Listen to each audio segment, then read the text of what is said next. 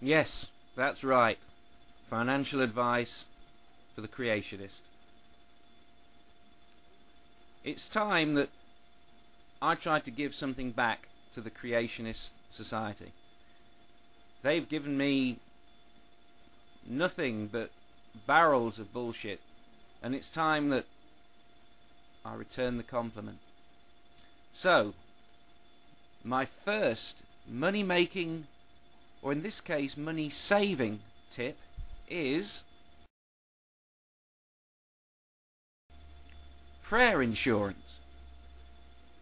You have to have medical insurance in the United States. I believe the cost is something like $400 a month. Now, why don't you write to your political representative on Capitol Hill and tell him that you no longer, because they're all God-fearing men on Capitol Hill, we know that statistically.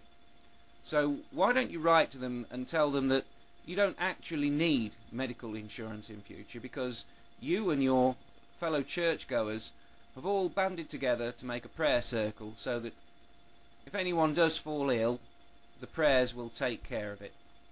You could save yourself a lot of money. You could even employ vast numbers of people in your prayer circle. You could make it millions strong by offering a sort of a cooperative system. You could even take money from people for their prayer services, and of course not benefit from this money but give it away to charity to feed the poor. So you'd be demonstrating the power of prayer to the rest of America. You would be saving yourself money on medical insurance. A fraction of the cost of medical insurance is what you'd be paying to be part of this prayer circle, and any money that comes in from the prayer circle could be given to charity. So really this seems a completely Christian suggestion, and of course you would prove the rest of us who believe that prayer is just a lot of hot air and words whispered into the night, you could prove us all wrong. So I think it's a winner.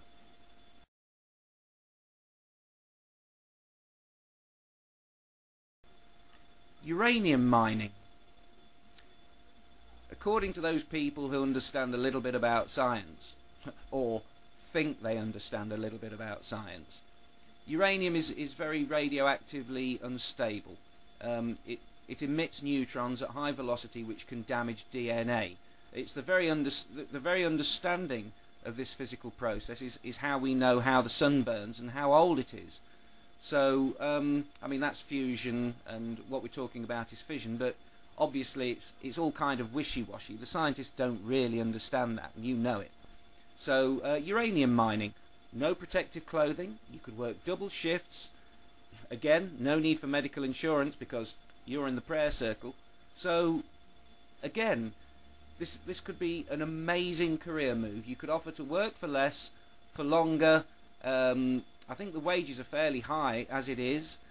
You would offer to do the work in the uranium mine without breathing apparatus or a protection suit. So you could make a killing all round. And this is the biggie. This is the one that is going to make you, dear creationist, into a billionaire. Yes, that's right. You can give it all away to charity, but you can make a lot of money for those homeless folk. And this is how you do it. We've all heard the expression fossil fuels, and heaven knows, as well as you, that the cost of fuel is going up and up as the fossil fuels get scarcer and harder to obtain. Now, those silly scientists, based upon stuff like the amount of fossils riddled throughout the oil and coal deposits, they seem to think that these fuels come from biological sources, rotting vegetation, mainly laid down in the Carboniferous period, whatever that is, and they say that these things take 100 to 300 million years to be created by pressure under the Earth's surface. Now, being a creationist, you know that that can't possibly be right because the Earth's only 6,000 years old. So, obviously, the scientists have got it completely wrong. So, this is how you're going to make the money. I mean, I wouldn't mind a cut in the profits, but it's okay. I'm giving this to you free. Get all your hedge cuttings and all your grass trimmings, build a really big hole and shove it all in. The materials are free. All you need is a hole.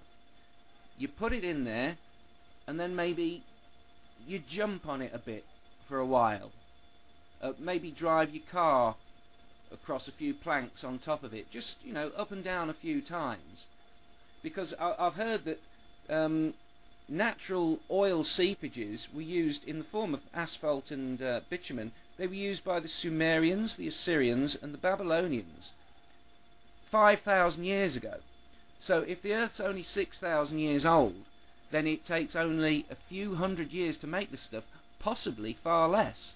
You could be making an incredible investment for your grandkids and for the United States of America. Why should America be dependent on the oil resources of the Middle East and OPEC when it could be oil rich itself simply by getting all the waste vegetable matter that falls off the trees, compressing it for a while, and then, hey presto, natural oil right under your feet.